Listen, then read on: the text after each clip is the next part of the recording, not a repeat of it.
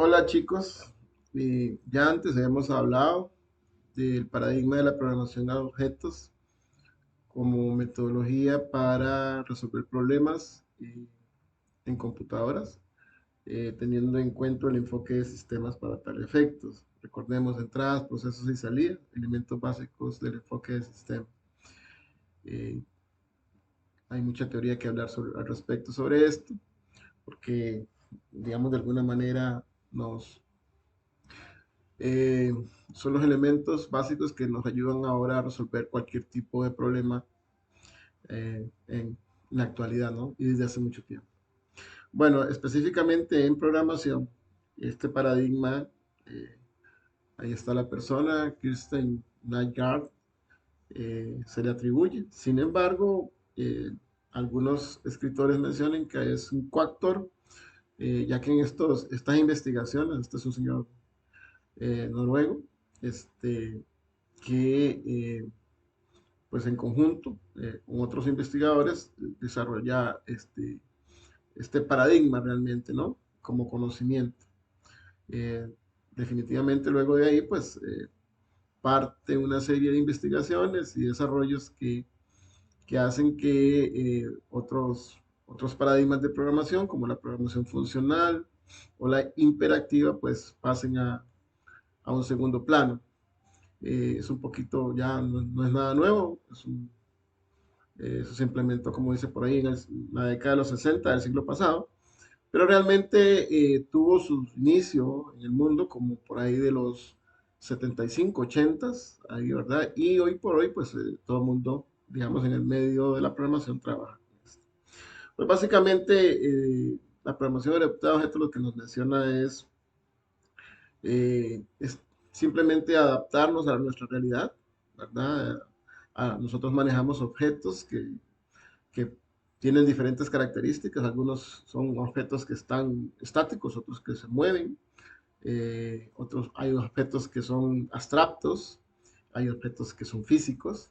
Podemos ver una persona, representar a una persona como un objeto, ¿verdad? A un estudiante como un objeto, a un profesor como un objeto, una cuenta bancaria como un objeto, en este caso una cuenta bancaria es abstracta, ¿verdad? No, bueno, pues prácticamente sé que existe en un banco, pero yo no puedo llegar, digamos, al banco y dígame, deme la cuenta, dónde está guardada, qué lugar, en qué oficina, en qué cuarto, ¿verdad? O en qué bóveda, sino más bien pues es algo que representa ahí un monto de dinero que muy probablemente pues incurre en variaciones, ¿no?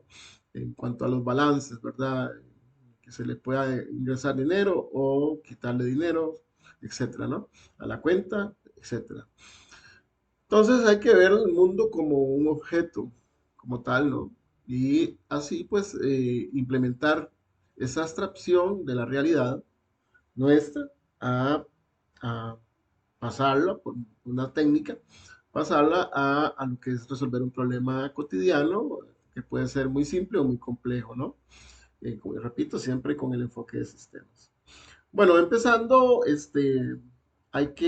voy a ayudarme de esta laminita por acá, donde yo tengo una representación con UML, que es, digamos, un lenguaje unificado para modelar objetos. Pues básicamente ustedes pueden ver que se representa en este caso un objeto, es representado por lo que llamamos una clase. Este es un diagrama UML de clase. Esta clase se llama persona, tiene pues un identificador y además tiene algunas partes interesantes como todo objeto, ¿no? Tiene una parte que tiene que ver básicamente con características propias del objeto, ¿verdad? Que se representa en este caso con variables, ¿verdad? Elementos. Y también tiene un comportamiento del objeto. En la vida cotidiana, pues así sucede, ¿no? Los objetos tienen características, llámese una silla, tienen características, tienen cuatro patas, son de madera, o tienen menos patas, tienen un respaldar, algunos lo tienen, otros no, etcétera, ¿no? Tienen color, etcétera, ¿no? Y también tienen algún comportamiento, como por ejemplo que den vuelta, que se puedan levantar, rotar, etcétera, ¿no? Como dije antes. Entonces, acá, por ejemplo, para hacer una representación, en este caso, de una persona, utilizo el lenguaje unificado modelado, en este caso, para representar a la persona. Aquí tengo una persona que tiene cédula, tiene nombre, tiene un email, tiene teléfono, tiene una estatura y tiene una edad como tal la persona. Y además tiene en este caso, el comportamiento que le estamos poniendo, pues se refiere a lo que yo voy a hacer con esa persona, ¿verdad? En este caso, como es un sistema de información, lo que me va a permitir es ingresar, eh, digamos, elementos como por ejemplo el nombre, la edad, el teléfono a esa persona, y también me va a permitir recuperar esa información. Por el momento, pues esos son el comportamiento de esa persona. Ok, algo muy importante, un concepto muy importante que tiene la programación orientada a objetos es que yo puedo reutilizar código. Y ahí nace un concepto muy importante que es la herencia. ¿Okay? La herencia me dice que, por ejemplo, si yo tengo una persona en sentido genérico, yo también puedo tener un estudiante. Ese estudiante pues va a heredar, en el caso particular, como es normal, si yo soy hijo de una persona morena, pues voy a tener características de tez morena. Si tiene piel rubia, pues, perdón, pelo rubio, pues va a tener su pelo rubio, etcétera, la herencia genética, ¿no? Sin embargo, acá la herencia, más allá del concepto de genética, lo que hace es permitirme reutilizar el código basado, digamos, en, en codificación antes planteada. Entonces, por ejemplo, en el caso particular, estudiante, pues va a tener las mismas características de una persona, pero además, aparte de esas características que hereda, va a tener otras características, en este caso como un carnet, como un nombre responsable y como una nota de admisión. Esto depende mucho del contexto donde yo esté creando el objeto. Realmente este UML o este diagrama que generalmente uno crea antes, que es parte del diseño después de un análisis muy detallado sobre los requerimientos de un sistema, entonces se establece básicamente entonces que ese estudiante va a, aquí como dice, vean acá que es, este estudiante es una persona.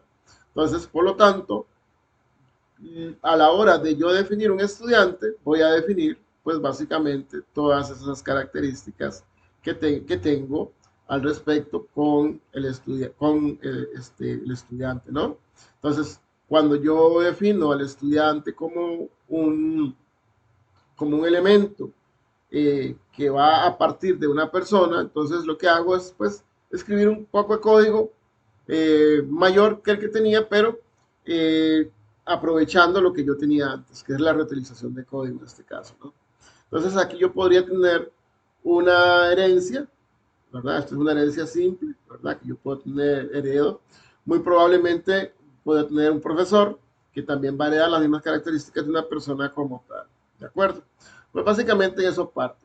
Este diagrama UML es una representación, obviamente abstracta, de lo que es el objeto. En realidad esto no es un objeto, sino más bien esto viene a ser básicamente como una plantilla, ¿verdad? Una plantilla del objeto como tal, como un patrón particular, ¿verdad?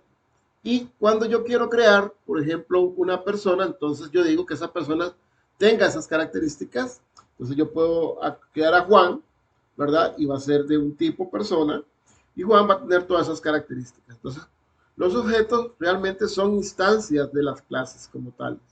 Entonces, una clase la podemos ver como un patrón, como un molde, ¿verdad? Que me va a permitir a mí crear a partir de ella nuevos objetos. Pues básicamente, así a grandes rasgos, hay otras características ahí que son muy importantes como el encapsulamiento, el poliformismo y otros temas que están dentro del paradigma de programación de objetos que muy probablemente los vamos a estar revisando más adelante. Por el momento vamos a partir de esto y luego vamos a pasar con esta información a de esta parte abstracta bueno, que se hace, dice, digamos, como dije antes, desde un análisis y parte de este diseño. Cualquier programador puede tomar este diseño y lo puede pasar al lenguaje que pues, mejor se adapte a las necesidades del sistema. Continuamos.